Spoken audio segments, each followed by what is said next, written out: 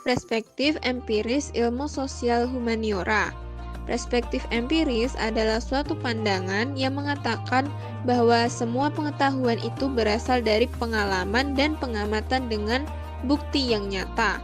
Sementara itu, ilmu sosial humaniora adalah ilmu yang mempelajari manusia dan lingkungan sosialnya. Dapat disimpulkan bahwa perspektif empiris ilmu sosial humaniora adalah pandangan yang realistis, berdasarkan fakta yang telah diamati dan dipelajari dalam kehidupan sosial masyarakat. Nah, ilmu sosial dapat didefinisikan sebagai semua cabang ilmu yang menyangkut manusia dalam konteks sosial ataupun sebagai anggota masyarakat.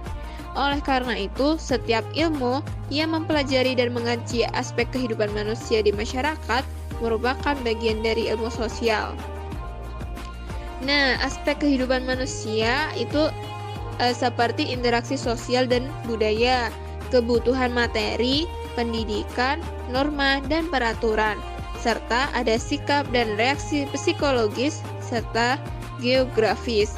Nah, dari aspek kehidupan manusia tersebut menghasilkan ilmu-ilmu sosial seperti sosiologi, antropologi, ilmu ekonomi, ilmu pendidikan, ilmu hukum, psikologi sosial, geografi, dan sejarah.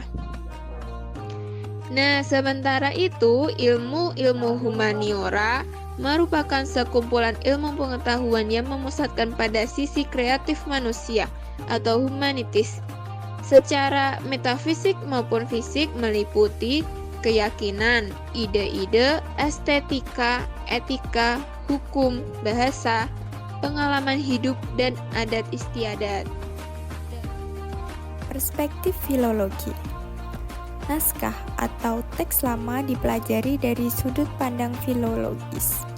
Tujuannya adalah untuk menguasai substansi kitab-kitab agama tersebut, yang umumnya berkisar pada konsep dan gagasan fundamental secara hidup, aktivitas, dan struktur sejarah sosio-kultural agama. Filologi klasik, filologi perbandingan, dan filologi modern adalah 3 varietas utama dari perspektif filologi. Perspektif ilmu linguistik dan sastra modern.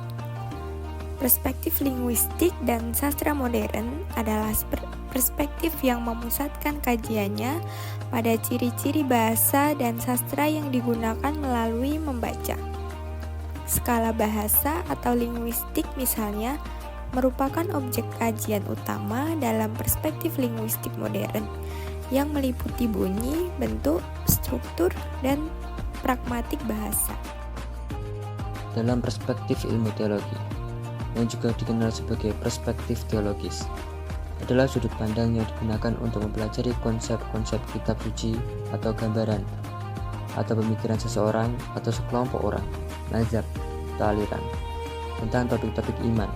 Studi ini berfokus pada ketuhanan, malaikat, roh, kenabian, mujizat, setan, jin, dosa, pahala, ikatan antara Tuhan, manusia, dan alam semesta, dan tema ekskatologis.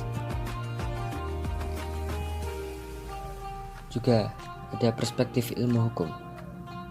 Dalam perspektif ilmu hukum adalah dengan mengkaji masalah-masalah hukum secara ilmiah seperti ciri-ciri yuridis, normatif, doktrinal, dan kejadian-kejadian hukum sosiologis dengan menggunakan teknik, sistematika, dan konsep tertentu. Tujuannya adalah untuk mencari dan mengenali indikator-indikator atau fakta-fakta hukum secara mendalam. Kemudian ada perspektif ilmu antropologi. Perspektif antropologi bertujuan untuk menciptakan narasi ilmiah tentang fenomena, peristiwa budaya, dan tradisi masyarakat. Kemudian, membangun kerangka teoretis tentang mereka berdasarkan struktur tersebut. Antropologi adalah studi tentang struktur peradaban. Antropologi menyelidiki struktur budaya dari sudut pandang ontologis, termasuk pemikiran atau ide, sistem sosial atau aktivitas, dan objek atau artefak. Selanjutnya, hubungan antara Islam dan ilmu sosial.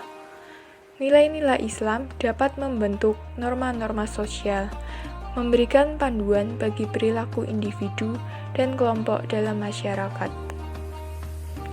Kemudian ada Islam sebagai landasan etika dan moral. Ini dibagi menjadi 3. Yang pertama, dasar etika Islam. Ajaran Islam yang bersumber dari Al-Quran dan hadis, memberikan pedoman moral dan etika bagi umat muslim. Prinsip-prinsip seperti keadilan, kasih sayang, dan kebaikan menjadi landasan untuk berperilaku baik dalam masyarakat. Yang kedua, norma sosial. Nilai-nilai ini membentuk norma sosial yang mempengaruhi bagaimana individu berinteraksi satu sama lain. Misalnya, konsep ukhuwah atau persaudaraan dalam Islam mendorong solidaritas dan kerjasama dalam komunitas. Yang ketiga, implikasi dalam penelitian sosial. Ketika melakukan penelitian sosial, nilai-nilai Islam dapat mempengaruhi cara peneliti mendekati subjek penelitian dan interpretasi data. Peneliti yang memahami nilai-nilai ini dapat memberikan wawasan yang lebih dalam mengenai fenomena sosial yang diteliti. Agama dalam pembentukan identitas sosial memiliki 3 peran.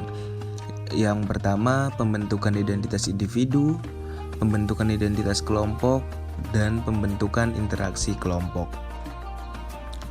Dalam pembentukan identitas individu, agama seringkali menjadi bagian integral dari identitas individu.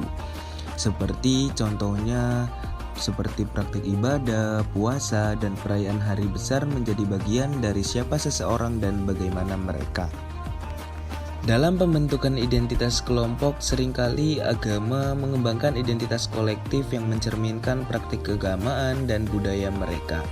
Misalnya, di Indonesia dan di luar negeri memiliki cara yang berbeda dalam praktik beribadah dan tradisinya. Peran dalam interaksi sosial seringkali mempengaruhi interaksi antar individu dan kelompok. Terlihat dari bagaimana komunitas muslim berinteraksi dengan komunitas non-muslim, baik dalam konflik maupun kerjasama sosial.